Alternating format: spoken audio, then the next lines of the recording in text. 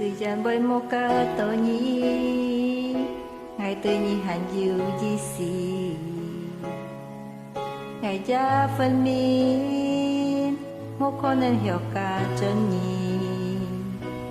chỉ cả liang xa an xiong ơi tao mang hiểu kết cô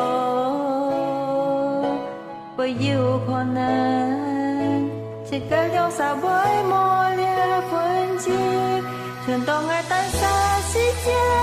爱爱心照你，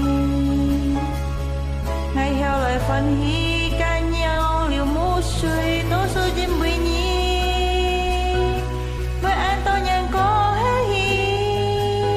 爱恨要忘記，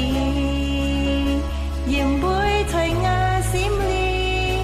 為愛下你。ngài ung ti ơi tơ kỳ sáng xin ngài chẳng hiểu mong kỳ ngài ung mày chim có hành thôi tàn xa ly thiên bù chim bùi nhì thôi á ly hành trái tên nhì thôi nên nhì ra vời tì thôi ngạc cái xin biết ly mong nhì hiểu thôi biết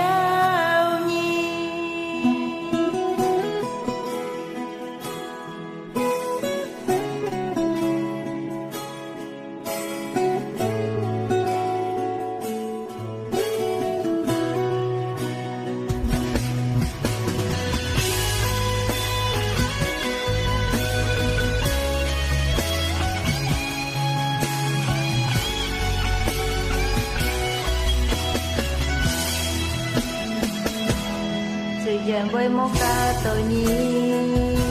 ngày tự nhi hàn diệu di xì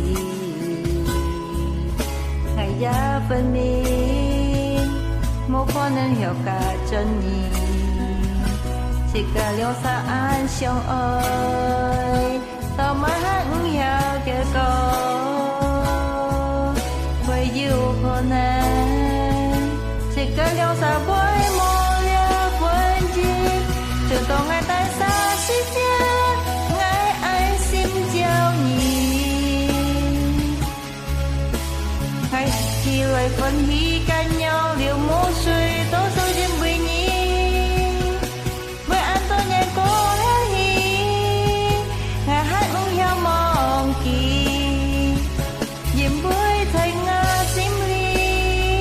với hai anh xa nhì